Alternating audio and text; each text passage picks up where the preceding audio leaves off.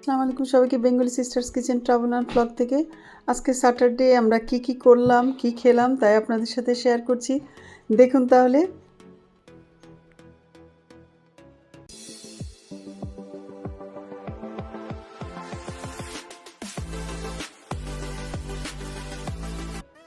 চলে গেলাম আমরা পাশের দোকানে, কিছু সবজি লাগবে। তারপরে আমার হাজব্যান্ডের ইচ্ছে হলো সে ফ্রেশ মাছ খাবে, তা আগে আমরা সবজিগুলো কিনে নিলাম, নিয়ে তারপরে চলে গেলাম নিচে ফ্রেশ মাছের কাছে। দেখতে পাচ্ছেন সবজিগুলো বেশ ফ্রেশ ছিল, তো নিয়ে নিলাম যা যা দরকার, ফল, তরমুজ, তারপরে ছিল ছোলা, টুকটাক যা লাগবে আমাদের সবগুলোই নিয়ে নিলাম। নিয়ে তারপরে চলে গেলাম নিচে মাছের কাছে। মাছ তখনও পুরোপুরি সাজানো হয়নি, তো নিয়ে নিলাম আমরা 2 রকম মাছ। নিয়ে তারপরে চলে আসলাম উপরে গ্যাসের কাছে। ঘরে এসে প্রথমে আমটাকে ভর্তা করে খেয়ে নিলাম আমরা। দেখতে পাচ্ছেন আম ভর্তা করতেছি, আগে করে খেয়ে নিলাম। তারপরে আমরা শুরু করলাম অন্যগুলো কাটাকুটি, মাছ বাছা। আমার হাজব্যান্ড আমাকে মাছগুলো সব বেছে দিল, তারপর আমি রান্না করলাম। সে আগে প্রথমে সার্দিন দিল। সার্দিনটা কিভাবে করেছি দেখালাম আপনাদেরকে। দেখুন তাহলে। এখানে হলুদ, মরিচ, ধনে, জিরা, লেবুর রস, তারপর লাস্ট ফিনিশিং দিয়ে দিলাম লবণ, দিয়ে ভালো করে মাখিয়ে একটা পেস্ট বানিয়ে নিলাম। নিয়ে ওই পেস্টটাকে আমরা মাছের সাথে মাখিয়ে নিলাম। আর মাছটাকে আমি ভিনেগার দিয়ে আর লবণ দিয়ে ভালো করে ধুয়ে নিয়েছিলাম।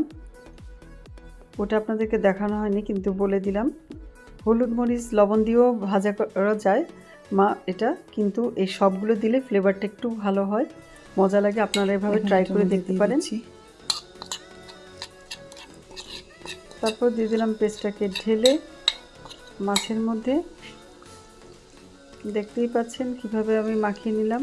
মাছ তো অনেক হালকা নরম মাছ, এই কারণে আস্তে আস্তে করে এগুলোকে মাখিয়ে ফেললাম। পুরোটা হয়ে গেল আমার মাছটা মাখানো। এর মধ্যে নিয়ে নিলাম কর্নফ্লাওয়ার।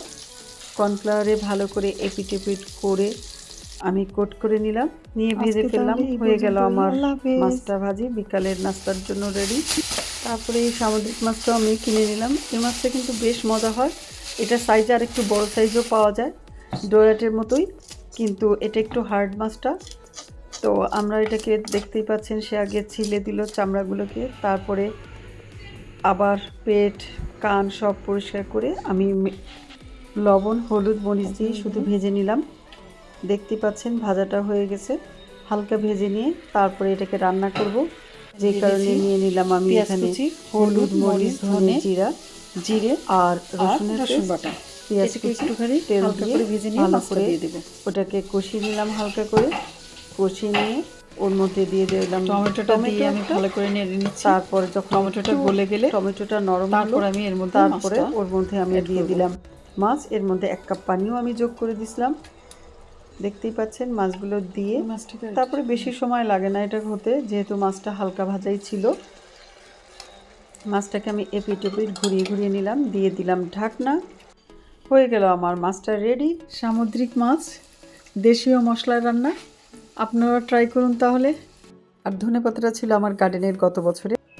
রান্না করতে করতে পাখির আওয়াজ পেলাম, তাই বাইরে গার্ডেনে গিয়ে কিছুক্ষণ দাঁড়ালাম। শুনুন তাহলে পাখির আওয়াজ।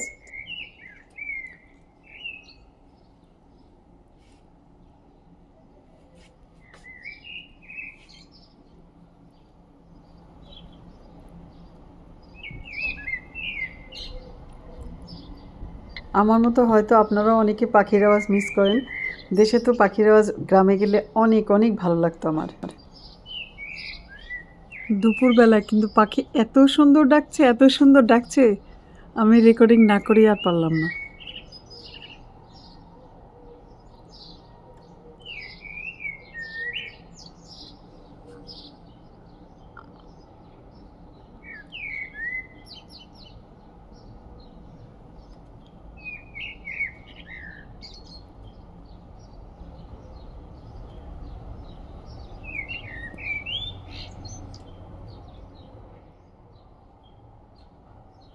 তারপর করে ফেললাম মুরগির গিলা ভুনা। এর মধ্যে আমি পেঁয়াজ, রসুন, আদা, দারচিনি, এলাচ, লং, কালো গোলমরিচ, সবগুলোকে ব্লেন্ড করে জায়ফল সবকিছু দিয়ে পেস্ট করে নিয়েছিলাম। আর নিয়ে নিলাম হলুদ, মরিচ, ধনে, জিরের গুঁড়ো, এগুলোকে এখন আমি তেল ভালো করে আর মাখিয়ে লবণ। নিয়ে তারপরে মুরগির গিলাটাকে আগে পরিষ্কার করে কেটে নেওয়া হয়েছে। আগে সিদ্ধ করেছি, তারপরে সে পরিষ্কার করে সুন্দর করে কেটে দিয়েছে ছোট ছোট করে। এখন এটা আমি ভুনা করব। মশলাটাকে মিক্সড করে নিয়ে